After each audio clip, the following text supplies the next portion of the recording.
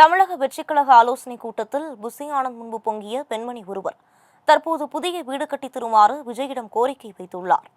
அன்று கட்சிக்கு எதிராக பேசிவிட்டு தற்போது உதவியை நாடியிருக்கும் பெண்ணின் நிலை என விரிவாக பார்க்கலாம். இடிந்த சுவரின் மீது குச்சில் போட்டு அதற்குள் வசித்து வருகின்றனர் தாயும் மகளும்.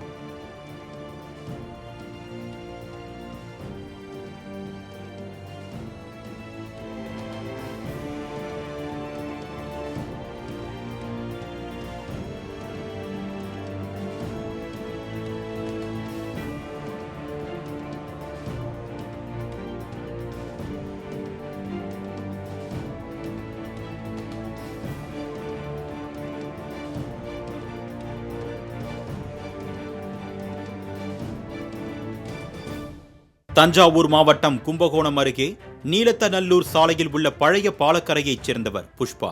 கடந்த செப்டம்பர் 29ஆம் தேதியன்று தமிழக வெற்றிக் கழகம் சார்பில் நடைபெற்ற ஆலோசனைக் கூட்டத்தில் பங்கேற்றார் 40 வயதான புஷ்பா. கட்சியின் பொதுச் செயலாளர் புசி ஆனந்த் பேசிக் கொண்டிருக்கையில் திடீரென ஆவேசமடைந்த புஷ்பா விஜயின் கட்சியால் நடுத்தெருவில் நிற்பதாக கூறியது பரபரப்பை ஏற்படுத்தியது.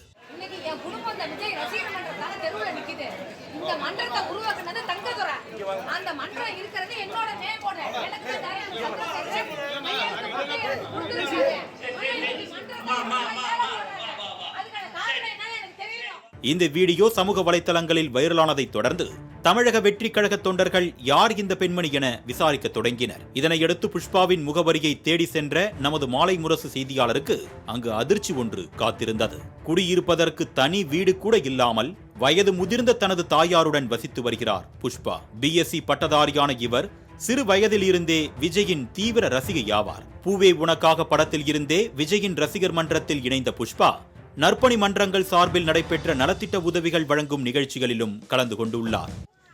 பூவே உனக்காக படம் பார்த்துட்டு எனக்கு இன்னைய வரைக்கும் இளைய தளபதி விஜயை ரொம்ப பிடிக்கும். அப்படின்னா அவரோட அப்பா டைரக்டர் சந்திரசேகர் அவரை நான் அவரோட புரட்சிகரமான படம்லாம் ரொம்ப பார்ப்பேன். எனக்கு அவரை வச்சு தான் விஜயை பிடிக்கும். அந்த படம் பார்த்துட்டு இந்த மன்றம் வாங்கி, அதாவது விஜய் மன்றம் அப்போ கும்பகோணத்தில் இல்லை, அப்போ தான் முதல்ல செய்கிறாங்க. சரி, நம்ம ஏரியாக்குள்ளே நம்ம விஜய் மன்றத்தை உருவாக்குவோன்னு சொல்லி முதல்ல 4 பேரை சேர்ந்து கூட்டமாக அமைச்சோம். அதுக்கப்புறம் 10 பேர் சேர்ந்தாங்க. நல்ல பசங்களாக தான் ஆனால் சேர்ந்தாங்க.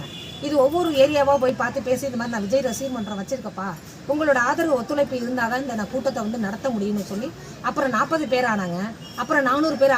அதுக்கப்புறம் அவங்கவுங்களாவே நானும் விஜய் மன்றத்தில் சேர்ந்துக்கிறேன் அப்படின்னு சொல்லி ஒவ்வொரு ஏரியாவுக்கும் இந்த மாதிரி நம்ம கும்பகோணத்தை சுற்றி உள்ள அவுட்ரு ஏரியாவுக்கு மன்றம் பதிவேன்னு வாங்கி கொடுத்து, உறுப்பினர் கார்டு வாங்கி கொடுத்து, இந்த மன்றத்தில் கிட்டத்தட்ட இன்னைக்கு பெரிய ஒரு கூட்டத்தை நான் கும்பகோணத்தில் உருவாக்கியிருக்கேன். இதுவரை திருமணமே செய்து கொள்ளாமல் தாயாருடன் வசித்து வரும் புஷ்பா ரசிகர் மன்றத்தில் முக்கிய பொறுப்பு கிடைக்கும் என்று காத்திருந்தார். ஆனால் விஜய் தமிழக வெற்றிக் கழகம் என்ற கட்சியை தொடங்கியதில் இருந்து புஷ்பாவுக்கோ அவரது சகோதரருக்கோ எந்த பொறுப்பும் வழங்கப்படாமல் இருந்தது. இவ்வளவு ஆண்டுகள் விஜயின் வெறித்தனமான ரசிகையாக இருந்தும் தனக்கு கட்சியில் அங்கீகாரமும் கிடைக்காமல், கட்சியின் மூலம் எந்த ஒரு பலனும் கிடைக்காமல் விரக்தியடைந்திருக்கிறார் புஷ்பா. இதன் காரணமாகத்தான் செப்டம்பர் 29இல் நடைபெற்ற ஆலோசனை கூட்டத்தின் போது வெடித்து தள்ளினார்.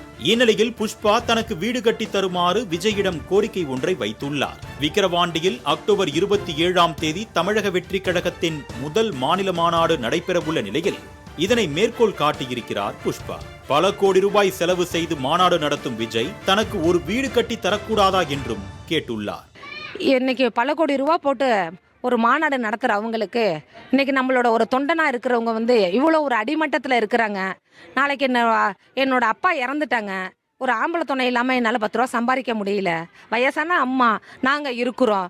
இந்த வீடை எனக்கு அவங்க செலவு பண்ணி எனக்கு ஒரு இந்த வீட்டை கட்டி கொடுத்தாங்கன்னா, நாளைக்கு எங்கள் அம்மா இறந்தாலோ தூக்குறதுக்கு போகிறதுக்கு இது அவங்களுக்கு ஒரு சாதாரண விஷயம். இந்த ஒரு விஷயத்தை எனக்காக செஞ்சு கொடுத்தாங்கன்னா, என்னோட வீட்டை கட்டி கொடுத்து நல்லபடியாக வாழ வச்சாங்கன்னா எனக்கு அதுவே போரும்.